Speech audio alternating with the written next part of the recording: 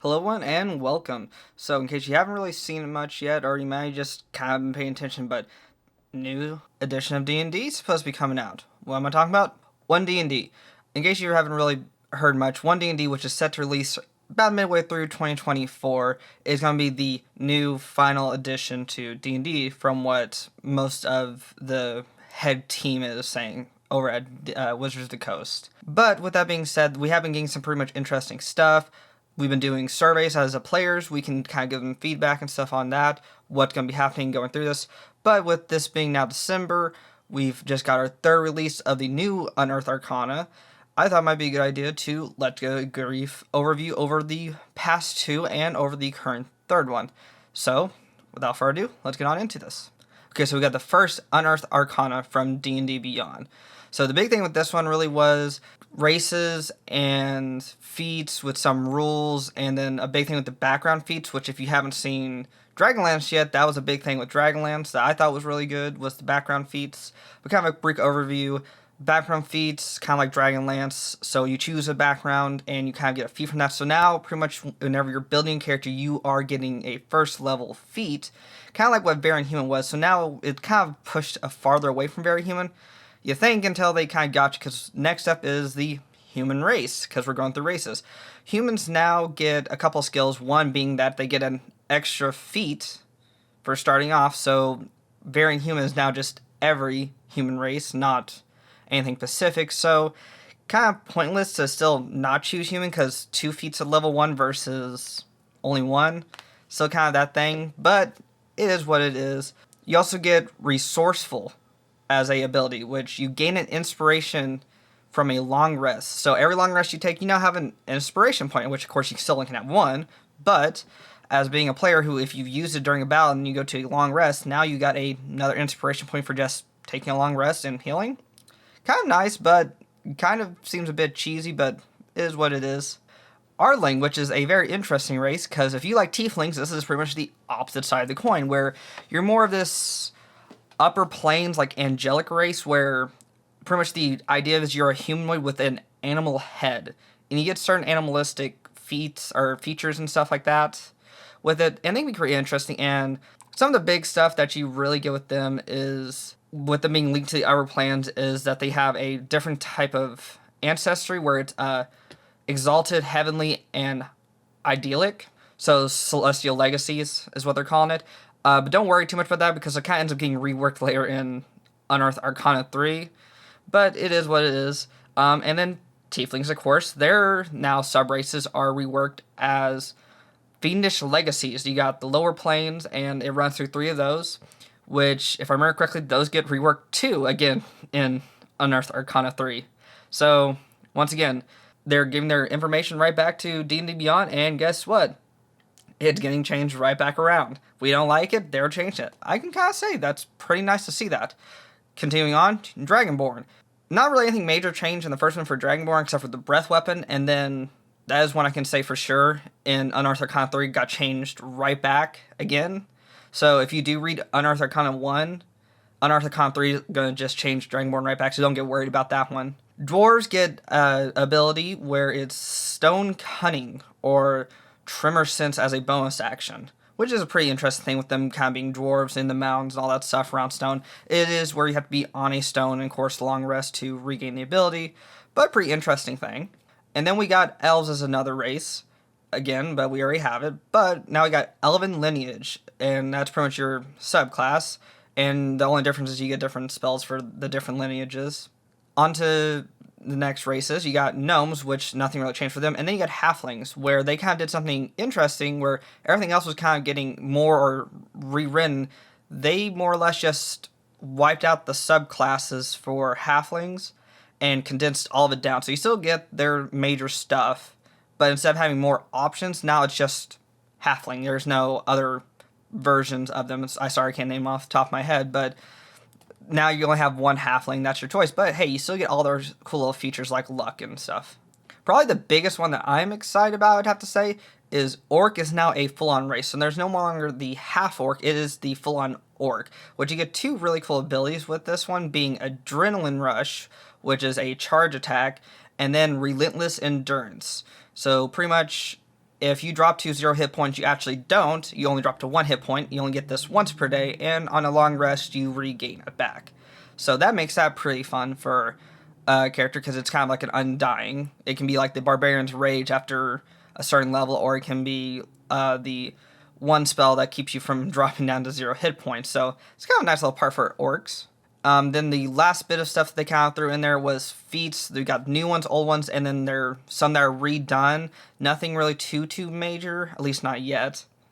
Kind of getting a little bit there. And then the big thing that I kind of really found for it was the basic rules kind of got a big change in them, where it's the D20 rolls. A D20, natural D20, is an automatic success as long as it's within the physical limits of the world. So there's no more really, oh, I roll a D20, but the check is a D22 and I only got a +1 modifier. A D20 is a D20, it succeeds no matter what. Unless it's like, oh, I'm trying to pick up a 300-pound object by myself, and your tech line is supposed to be able to physically do that as a small creature, and you roll a nat 20, well, that doesn't work. Same thing with nat fails, where no matter what your modifier is, it's a nat fail, you fail it.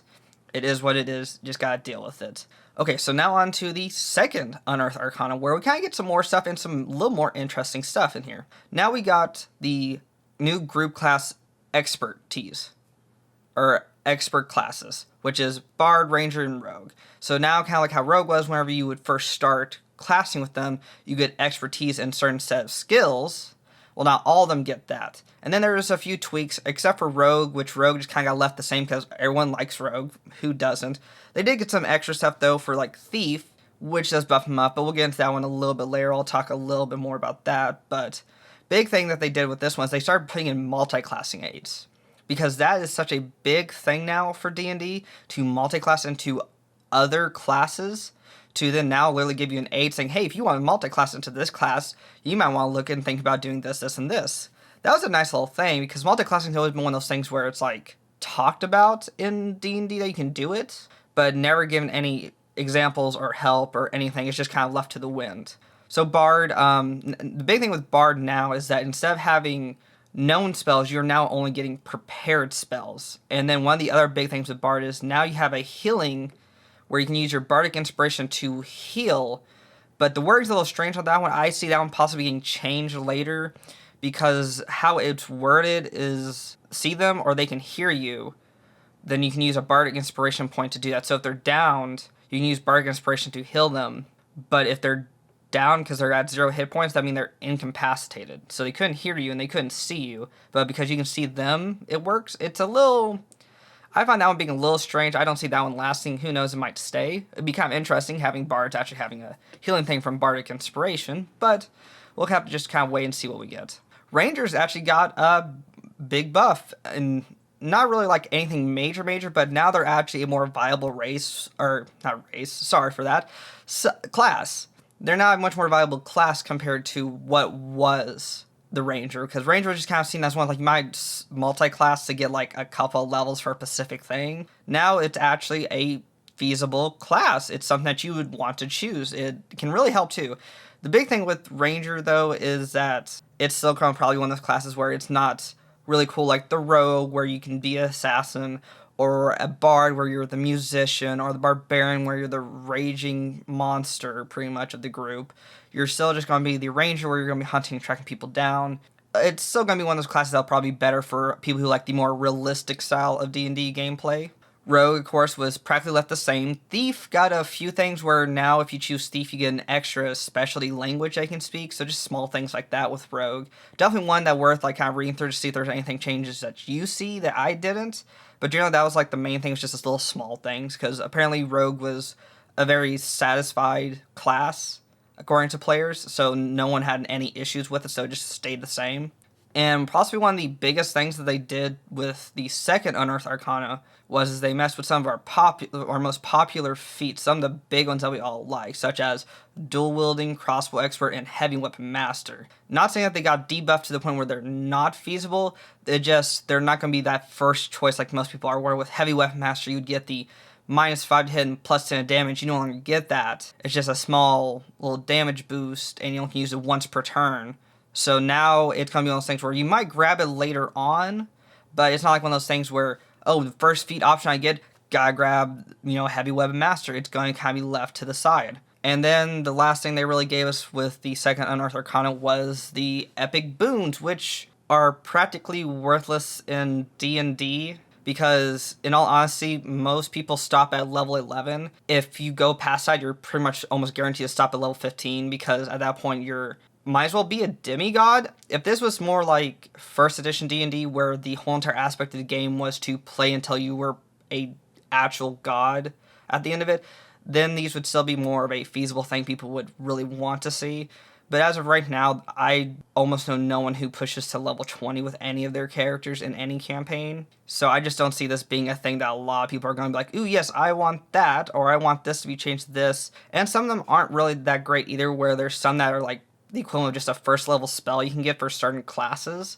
So definitely worth taking a look at those and seeing if there is any point in those, because you might be able to take a survey and they might change something up and they might not worry about them, or they might try to change and make them for the better if you are someone who does like level 20 gameplay. Okay, so real quick before we move on here, if you're enjoying this and you're enjoying just the general One D&D and where it's going in the survey, go ahead and scroll down there real quick, hit that like button, hit the subscribe button, hit the bell icon so you can keep up to date with everything that's going on in this channel and kind of help you keep up to date on all things D&D. It'd be greatly appreciated, but without further ado, let's just continue on to the video. Okay, now we got Unearthed Arcana 3, the big one for this month, which we'll get a new one next month, of course. But this one's pretty interesting because they did some bigger stuff in this one, took some bigger leaps, some bigger bounds. One of the biggest things they did was Cleric. Cleric no longer gets the first level subclass. They tried to write this off as it's better for newer players, but in real honesty, it was really just they messed up and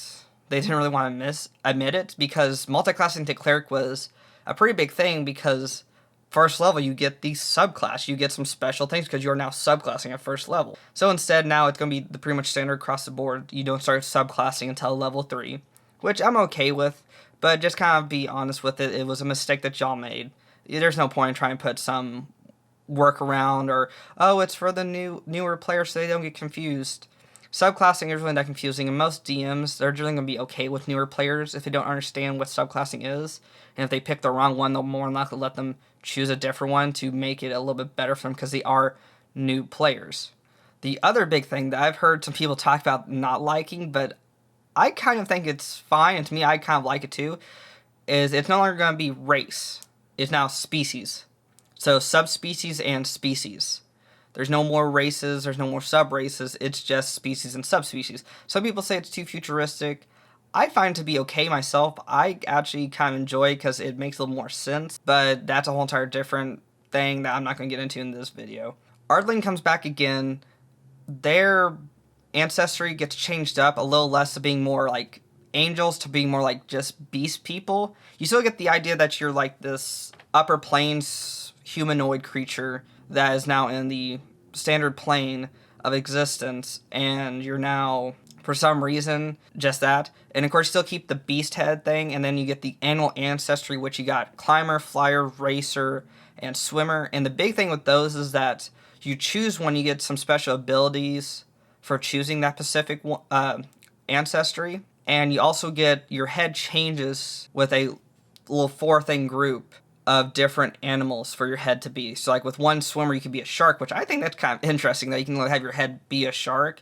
One thing I would like though is that definitely talking to your DM, make sure they're okay with this, is like say if you chose swimmer, well, they only give you 4 options. Why not give a couple other ideas? Maybe a squid head. Now you're like Cthulhu, or maybe you're a Mind Flayer lookalike, and that's one of your hard issues as a character because everyone thinks you're a Mind Flayer and they're scared of you, but you have to realize, no, I'm actually an Ardling. I'm not a Mind Flayer. I don't do that stuff. And so they have to actually realize, he's not a intelligent psychic creature that's ready to eat our brains. He's just an Ardling that has the head of a squid that he can't control why he looks that way. That could be an interesting one for character creation, so definitely take that one if you want to use that. And then now, like I said before, Dragonborns are now up on deck. But this is where the changes actually were good, because where in the first one, the breath weapon got kind of debuffed, which didn't make sense, because the breath weapon is one of the best things about Dragonborns. Not that it's necessarily useful, but it's one of the key factors of them. And they pretty much took away the where it was a 1d10 at level 1, and then after, once you hit 5th level, it was then 2d10. They made it to where it was 1d10 and then plus one d10 for each level. So it's like, so by the time you're level 5, that was 5d10. So it was kind of broken, but then it's like you only use it once per long rest. So it was kind of one of those like give and take things. But I kind of like what they did here, where instead now it's still all the same except for the fact that you have a choice. Instead of the 15-foot cone, you can choose a 30-foot line that's 5 feet wide. So now if you're ever in a narrow hallway, if you're at the front of the group, you can do a breath weapon and then take out an entire line. And then, of course, you'll get the DC plus your con plus your proficiency modifier as your save DC for it. So nothing really changed except for the fact that now you can be a line instead of a cone, which is kind of nice. I do enjoy that myself. Then the big thing I saw was the 5th level Draconic Flight. They did something I am so happy with Dragonborns. Now if they only would add a tail, but Dragonborns can now fly, which flying is a bit of a broken mechanic in D&D 5e, especially right now. That's why not many races have it. But this is so cool, because at 5th level you can, once per long rest, use this as a bonus action and then gain a flight speed equal to your movement speed. And the only time this goes away is when you're incapacitated or you choose to undo it. And it looks like the energy of your breath weapon. So if you are a lightning dragonborn, you now have lightning wings that just appear out of your back and you can now fly. This is a really cool one. I'm happy about this one myself. I'm a big dragonborn guy myself. I love them. I'm so happy that this is something that they got. So this is definitely cool. I hope they keep this and this doesn't get changed. I'm happy with where Dragonborn's at right now. I would like to see the Emerald and Gemstone Dragonborns be pushed into the main edition. But we do have Fizzband, so no issues there. Now another big thing for the 3rd Unearthed Arcana is Goliaths. Goliaths got a pretty big overhaul. One of the biggest things that is kind of help simplifying now, if you were ever someone who played Goliath originally, now there is the no weird in-between size that you were. You are now just a medium-sized creature, and you might be kind of like, but that kind of sucks. Well, you still get some other stuff to replace that, but being the medium-sized creature now means that there's no specialty stuff needed for you to fit into places. And because the weird thing was that you were like still this medium-sized creature, but you were considered a large-sized creature when it came to checks. And there was a much easier way to do that, and they did it in here. So now it is much easier, much more streamlined. Then you also get the Ancestry-style background, where it's more like Dragonborn than it is like different ancestors in a way, where you choose a specific ancestor, and it gives you either a ability, a extra bit of damage, or a way to save against damage, which can be really cool. And those are Clouds Yaunt, Fires Burn, and Hills Tumble. I probably missed one there, because if I remember correctly, there was 4. I tried writing them down real quick, but they are very cool. They kind of go with the general Dragonborn, where it's like different, not exactly different color, but different elements. So now it's Goliath, they're based on the elements, and you have Dragonborns, which are based on colors, which then are based on types of damage. So, kind of interesting twist on this. Then the big thing, I would say, for Goliaths in terms of a buff they got, is the large form, which means now you can grow to a large creature, which means you go from being a singular D4 square to 4 5-foot squares. So you go from, as long as the space allows it. So if it's too tight of a space, you can't do it. But now you can, in the midst of a fight, if you want to, go from being a singular 5-foot square to a large creature taking up 4 5-foot squares. You become absolutely massive. And there's none of this, like, well, you're this weird in-between where you're technically not a large creature, but you're not a medium creature for this ability check. Okay, now they give us just the ability to be a large creature. And, of course, it does go away after a point in time. And if you get incapacitated, all that stuff. So that's nice. And then, of course, because it is a Goliath, you gotta be able to deal with the large creature stuff. You do get a specific feature as part of the species to be able to grapple and fight with large creatures more hand-to-hand than other species will.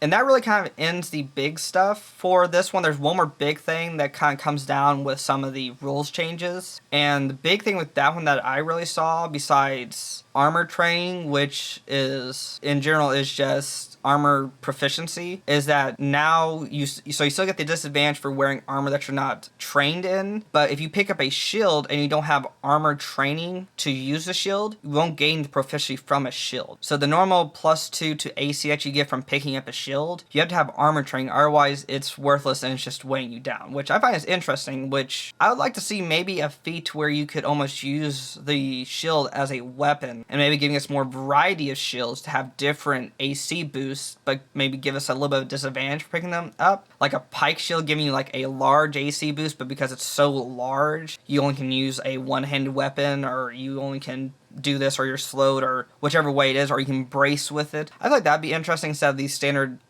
any shield you get just gives you the same amount of AC. So having that now as armor training instead of that is really interesting. But really the big thing they changed in terms of the rules aspects was exhaustion. And you might be like, well, what did they do to exhaustion? What they did is now instead of being 5 points and then you die, it is now 10 points and then you die. And I know this is largely based around the aspect that there was a lot of DMs who made exhaustion monsters. They homebrewed exhaustion monsters to pretty much kill off players with exhaustion, where one story I read was a group was in a frozen tundra and there was a creature that would spit pretty much loogies or water at them. And because it was a frozen tundra, it would keep them from being able to take a long rest, which then caused them to rack up exhaustion points and slowly and inevitably die. So what they did now is you have 10 points, and for each level of exhaustion you get, you subtract that much from your D20 roll or your spell save DC. And the only way to get rid of the levels is to take long rests, and you get rid of 1 level per 1 long rest. I do find it interesting. I still would prefer to have be 5 than dead for the aspect of like sleep as a full exhaustion point being like having no sleep at all.